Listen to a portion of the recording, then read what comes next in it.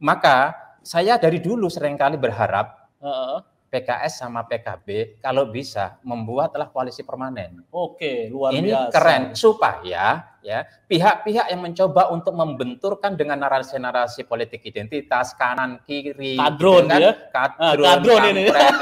Saya pikir ini relatif bisa tergerus. Siapa sih sebenarnya yang berkepentingan PKS dengan PKB itu tidak dalam satu tempat? Siapa sih sebenarnya yang berkepentingan selama ini? Nah, ini menurut saya supaya ada pencerahan. Karena apa? Karena ke depan ini dibutuhkan. Saya memandang ya, seperti Pak Tony juga, ke depan ini dibutuhkan. PKS dengan PKB ini dalam satu tempat ini dibutuhkan. Siapa yang membutuhkan? Bangsa ini. Jadi kalau PKS dikatakan identitas disebut Wahabi itu siapa? Padahal di PSK juga nggak jelas juga, gitu kan? Nah, jadi hal-hal yang kayak gini kita lupakanlah sudah. Ya, kalimat-kalimat yang membuzzer kita, yang memframing kita, apalagi framingnya radikalis, Islamofobia, teroris, udah nggak kelas lagi. Sebetulnya koalisi PKS dan PKB tidak kaget buat pada Suka TV karena setahun yang lalu kami sudah melakukan podcast. Ini ada Sekjen PKS, kemudian Pak Jazilul Fawait. Saya putarkan dulu sebentar ya. Maka saya dari dulu seringkali berharap PKS sama PKB kalau bisa membuatlah koalisi permanen. Oke, luar biasa. Ini keren supaya ya pihak-pihak yang mencoba untuk membenturkan dengan narasi-narasi politik identitas kanan kiri, kadron kan? Ya, kadron ini. Saya pikir ini relatif bisa tergerus, bisa diminimalisir. Buzzer-buzzer yang didesain untuk mencoba membenturkan satu yang lain, kita tahu lah bahwa teori konflik itu ada namanya the function of social conflict. Konflik itu dibutuhkan untuk sebuah kepentingan. Oke, gitu kan? Setuju ya. Sampai kapanpun, dan ini akan dilakukan oleh siapapun yang merasa perlu menggunakan konflik itu untuk ekspektasi kepentingannya. Tapi dalam konteks Indonesia yang terus-menerus politik selalu ditarik-tarik ke narasi-narasi politik identitas, menurut saya harus disudahi. Cara menyudahinya adalah bergabunglah antara PKS dengan PKB. Kalau ini ada pergabungan tapi bagaimana mempertemukan kedua ini? Ini penting. Jadi kalau kita mau membangun sebuah kebersamaan, persatuan, gitu kan, untuk melawan segala upaya pihak-pihak tertentu yang senang menggunakan konflik sebagai sebuah kendaraan untuk memenuhi kepentingan politiknya, maka PKS dan PKB bergabung. Oke, gitu. Ini luar biasa nih analisa Bung Tony Rosin. Apakah Bung Jazil ini setuju dengan statement Bukan setuju. Bung Tony Rosin? Serius apa enggak?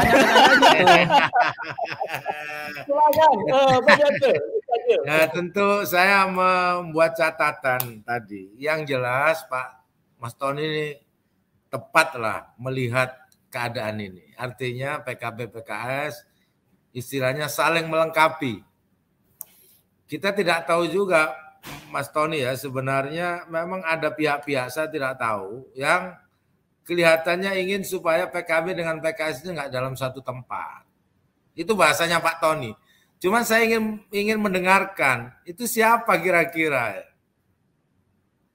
Ada buzzer-buzzer yang ingin, itu kira-kira siapa? Karena setahu saya memang PKB kan platformnya terbuka. PKB selama ini memang selalu mendahulukan kebersamaan, termasuk juga dengan PKS. Tidak ada pernah satu statement pun misalkan PKB menjelek-jelekkan PKS.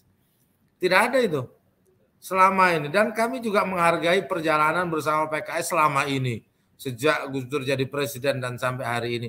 Tetapi selalu ada gitu statement-statement, nggak tahu siapa yang membangun itu. Seakan-akan nggak mungkin PKB sama PKS jadi satu. Seperti Pak Tony tadi terpengaruh tuh. Makanya pertanyaannya, ini serius apa enggak? Itu artinya Pak Tony itu dalam framingnya, itu sudah kena itu, Beb. Sehingga kenapa muncul pertanyaan itu? Itu karena di dalam cara pandang Pak Tony itu sudah terframing. Ini nggak mungkin ini. Nah, maka oleh sebab itu, Pak Tony, karena saya tidak tahu siapa yang memframing Pak Tony kenapa jadi begini, maka saya pikir kita bisa melakukan langkah demi langkah agar menutup apa yang disebut Pak Tony tadi. Menutup selama ini yang dianggap kita ini nggak pernah sama, politik identitas muncul karena tidak bersama-sama misalnya PKS dengan PKB, itu tidak juga, tetapi ini ada. Nah, saya coba kalau Pak Tony bisa tolong diungkapkan tuh. Siapa sih sebenarnya yang berkepentingan PKS dengan PKB itu tidak dalam satu tempat? Siapa sih sebenarnya yang berkepentingan selama ini? Nah, ini menurut saya supaya ada pencerahan. Karena apa? Karena ke depan ini dibutuhkan. Saya memandang ya, seperti Pak Tony juga, ke depan ini dibutuhkan. PKS dengan PKB ini dalam satu tempat ini dibutuhkan. Siapa yang membutuhkan? Bangsa ini. Siapa yang membutuhkan? NKRI yang membutuhkan itu. Jadi kalau PKS dikatakan identitas disebut Wahabi itu siapa? Padahal di Pak SK juga nggak jelas juga, gitu kan? Nah, jadi hal-hal yang kayak gini kita lupakanlah sudah. Ya, kalimat-kalimat yang membuzzer kita, yang memframing kita, apalagi framingnya radikalis, Islamofobia, teroris, udah nggak kelas lagi. Coba aja lihat tampilan PKS. PKS dengan mengundang Milad kemarin, Caimin datang, itu kan artinya undangan cinta dari kita. Ya toh. Ketika undangan itu disambut dengan teman-teman yang lain, itu pun juga bagian daripada cara kerja memulai dan di follow up oleh kita. Ini kan menurut saya, ini pandai-pandai siapa, Yusuf atau Kanda Jazilul nih yang memulai. Saya nggak tahu mana yang kompor, mana yang ini. Tetapi kita yang namanya memang ya seneng-seneng aja. Karena memang itu target kita. Berarti pucuk dicinta ulang tiba. Artinya sama dengan kita. Nah, jadi kembali lagi, saya kira ya, jika Pilpres, ya kalau Pilpres nih, terjalin dini akan lebih bagus. Sehingga tidak terjadi lagi last minute deal politik. Ini bagus sebenarnya.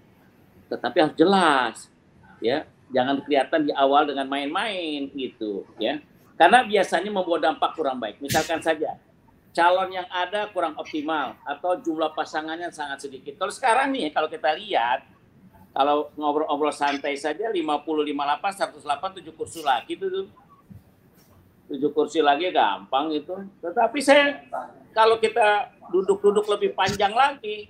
Ini masih 1 tahun 7 bulan setengah lah. Masih banyak yang terjadi. Bertaaruf kita dengan PKB yang sudah kenal makin dalam. Wah, kalau memang hati ini udah dibukakan sama Allah. Waduh, ngeri-ngeri sedap, Yus. Bener. Ya. Kalau sudah ibarat kata begitu, wa'tasimu bihablillahi jami'a wa la tafarraqu wazkuru nikmatullahi alaikum id kuntum a'da fa alaikum binikmati ikhwan. Wih.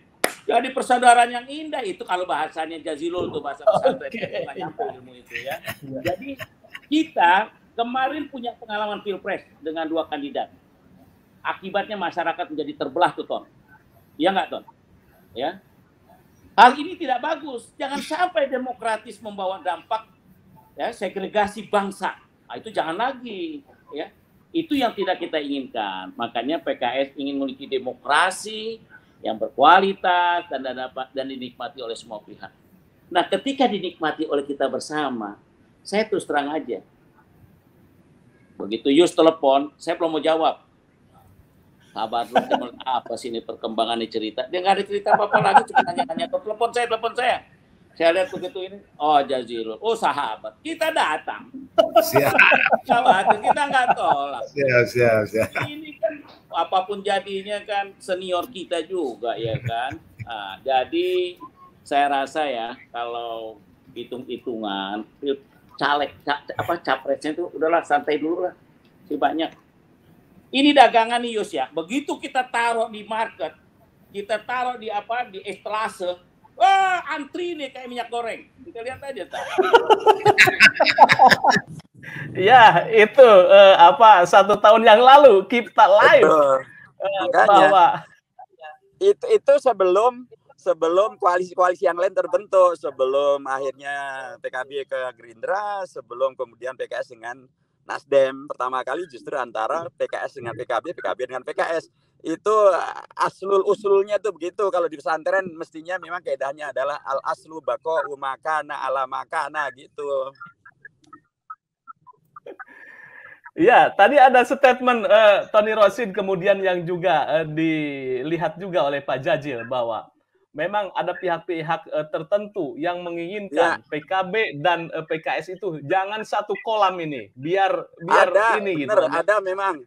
Malah sering tampil di TV itu orangnya. sering tampil di TV, malah dia jadi pengamat, sering diundang di TV, dia juga surveyor, dibilang ini nggak mungkin PKB dan PKS bersatu karena punya apa namanya sejarah yang kemudian akar rumputnya nggak akan akur. Ya saya bilang itu kompor itu. Padahal faktanya bahkan Gus Imin sendiri sudah menyampaikan lebih dari 40 pilkada PKS bersama dengan PKB. Pilgub di Surabaya juga begitu, Pilgub Jawa Tengah juga demikian, dan banyak sekali kasus-kasus di mana kita bersama-sama. Jadi memang inilah momentum untuk membuktikan bahwa kita semuanya partai Islam ya, PKS, PKB bisa, kalau dengan yang lain aja bisa, masuk dengan sesama umat Islam tidak bisa, dan itu sudah kita buktikan kita bisa karena memang terjadi maslahat bagi semua pihak gitu ya. Kalau PKB dari 3 partai yang berkoalisi ini adalah partai yang terkuat di Jawa Timur dan Jawa Tengah, maka fakta pemilu tahun 2019 menyebutkan bahwa di antara 3 partai yang sekarang mendukung Pak Anies ini, untuk Jawa Barat, Jakarta dan Banten yang terkuat adalah PKS gitu. Itu faktanya demikian. Jadi kalau kemudian antara PKB dengan PKS bergabung ditambah